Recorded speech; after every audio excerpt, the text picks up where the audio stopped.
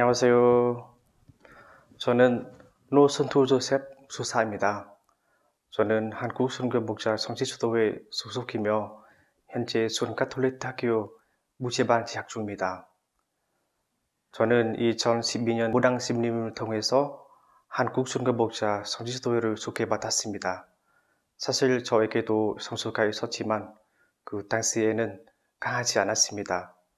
베트남에도 교구 신학교와 수도회 많지만 저는 순교의 영성에 흥미력을 느껴 한국 순교목자 성지도회에 입회하게 되었습니다. 제가 수도회를 선택한 또 다른 이유는 거롱지의 영성 안에서 형제들과 함께 형제로 살아가며 사도직을 수행하고 싶었기 때문입니다. 네, 저는 베트남과 한국 순교자들이 그 모두 신앙에 대한 충성과 목금을 증거하기 위해서 기꺼이 희생하는 점에서 공통점을 가진다고 생각합니다. 한국 순교 영성은 자발적이고 지적인 정신에 바탕을 두어 스스로 발견하고 확신한 신앙을 위해 기꺼이 죽음을 감수하는 특징이 있습니다. 두드러진 점은 대부분 순교자들이 평신도라는 점이 있으며 이것들은 순교를 사회적, 문화적 제약을 넘어선 깊은 신앙 고백으로 여깁니다. 반면에 베트남 순교 영성은 교회에 대한 굳건한 충성과 박해 속에서의 고통 그리고 조정한 희생에 중심을 둡니다. 베트남 순교자들은 신앙을 지키고 공동체와 함께 고난을 나누는 최고의 희생으로 순교를 받아들였습니다. 그리고 절반 정도가 성직자라는 점이 특징입니다. 네, 지금 이 순간 늘 사랑하며 라는 책은 2000년 교황청 사순피정 주간에 만톤 주경님이 요한 바오로 2세 교황님과 로마 교황청 직원분들에게 나눈 22개의 묵상의 모임입니다. 책의 중심 주제는 희망입니다. 저자 본인이 겪은 고통스럽고 감혹한 삶 속에서 살아가며 시련을 견디고 증언하는 희망입니다. 만톤 주교님은 14년간의 감옥 생활 중 9년을 고립된 상태에서 보냈습니다. 이 책은 영적인 묵상뿐만 아니라 감옥에서 고통과 시련, 어두운 감옥 속에서의 흔들리지 않은 희망을 실제로 경험한 내용을 담고 있습니다. 희망은 우연히 생기는 것이 아니라 살아가기로 선택하는 것이며 어두운 가운데서 빛을 찾는 삶의 의미를 되새기게 합니다. 가톨릭 신자로서 신앙 생활에 대해 더 깊이 배우고 싶으신 분, 또 시련 속에서 희망을 찾고 싶으신 분, 묵상과 성찰을 좋아하시는 분이라면 이 책을 통해 많은 영감을 받을 수 있을 것입니다. 지금 이 순간을 사랑하면은 단순히 읽는 책이 아니라 살아가는 책입니다. 이 책은 우리가 희망의 증인이 되도록 초대하며 그것은 인생의 어려움 속에서 더욱 빛을 발하는 것입니다. 이 책은 어떤 고난 속에서도 희망의 빛을 지키고 키워가는 신앙을 증언하는 힘을 줍니다. 저는 보통 현재와 동떨어진 생각 속에 살아가는 사람입니다. 하지만 이 책을 읽고 나서 진성으로 우리가 손에 쥐고 있는 것은 바로 이 순간 현재뿐이라는 것을 깨달았습니다. 현재는 진정으로 살아갈 수 있는 유일한 기회이며 희망을 시작할 수 있는 시간입니다. 왜냐하면 현재는 하나님께서 우리 각자에게 주신 소중한 선물이기 때문이죠. 저는 지금 이 순간에 더욱 집중하고 매 순간을 온전히 살아가야 한다는 것을 느낍니다.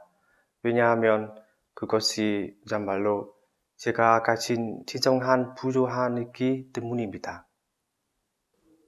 어려움과 고난은 우리가 희망을 잃고 신앙을 증거하는 것을 어렵게 만듭니다. 그리고 물질적 성공과 편안함에 너무 집중하면 정신적인 가치를 잊기 쉽습니다. 사회의 시선이 신앙과 희망을 드러내는 것을 주저하게 만들 수 있습니다. 어떤 상황에서도 하느님은 항상 우리와 함께 계십니다. 따라서 희망의 증인이 되려면 신앙은 굳건히 하고 신앙으로 풍성하며 희망이 하느님으로부터 오는 선물임을 기억하는 것이 중요합니다. 저는 고통과 실현 속에서 신앙을 지키고 희망으로 변화시키기 위해서는 고통을 성장의 기회로 받아들이는 것이 중요합니다. 말톤 주교님은 고통을 희망을 찾는 기회로 삼고 이를 통해 하느님의 뜻을 받아들이며 사랑과 희망을 증언하셨습니다. 주교님은 이렇게 말씀하셨습니다.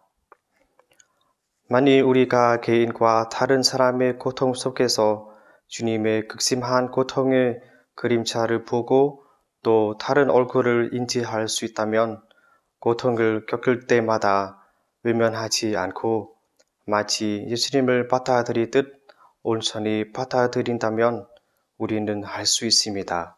하느님이 우리에게 보내신 이웃을 위해 우리 자신을 온전히 내어 줄 수 있다면 우리는 할 수 있습니다.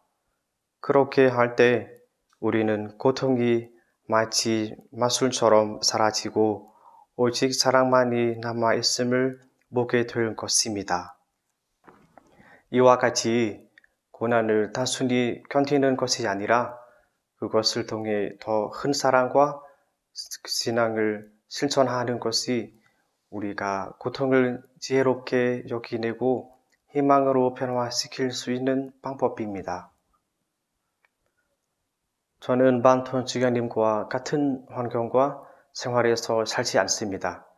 하지만 만약 제가 그분과 같은 신앙의 고백을 쓴다면 제목은 희망으로 나아가기로 할 것입니다.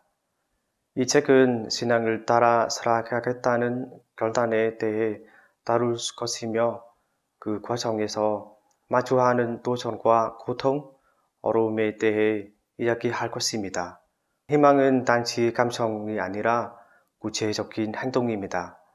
이 책은 사람들이 일상 속에서 작은 일들이더라도 의미를 찾고 신앙을 실천하도록 격려할 것입니다. 영적 독서는 우리가 신앙과 하느님의 관계를 더 깊이 이해하도록 도와줍니다. 영적 독서를 통해 우리는 마른 일상 속에서도 멈추어 서서 묵상하고 기도하며 하느님과 더 깊이 연결될 수 있습니다. 이것은 내면의 목소리를 듣기 위한 필요한 고요함입니다. 어린 적 저는 성녀소와 데레사 자서전을 읽은 적이 있습니다. 주님, 저는 주님의 손에 있는 어린 아이입니다. 주님의 사랑 안에서 쉬게 해주십시오. 이 기도문은 제 마음에 깊은 인상을 남겼고 저는 여러 번 이 기도를 바치며 하느님께 전적으로 신뢰하는 믿음을 배웠습니다. 마치 어린 아이가 부모를 전적으로 의지하듯이 말합니다. 저는 4세가 되면 하느님의 영광을 드러내고 말톤 주교님의 정신으로 살아가며 특히 하느님의 사랑에 대한 희망을 가지고 그 희망을 모든 사람이 느끼고 함께 살아갈 수 있도록 돕고 싶습니다. 밤의 어둠 속에서 고뇌의 그 드넓은 바다 한가운데서 저는 서서히 깨어났습니다. 지금 이 순간 주어진 사실에 의연히 대처해야 한다. 나는 감옥에 있다. 만일 내가 위대한 무엇을 하기 위해서 이런 순간을 기다려왔다면 이 같은 기회가 얼마나 더 주어지겠는가. 내가 다칠 분명하고 유일한 것은 죽음이다. 특별한 방법으로 일상의 행위를 완수하기 위해서는 날마다 주어지는 기회를 놓치지 않아야 한다. 저는 이 대목을 선택한 이유는 위대한 일을 할 기회를 기다리는 대신 주교경님은 일상 속의 작은 일들조차 사랑과 믿음으로 실천하면 그 자체로 비범해질 수 있다는 것을 깨닫게 되었습니다. 이 말은 어려움 속에서도 매 순간을 온전히 살아가는 법에 대해 강력한 영감을 주었습니다.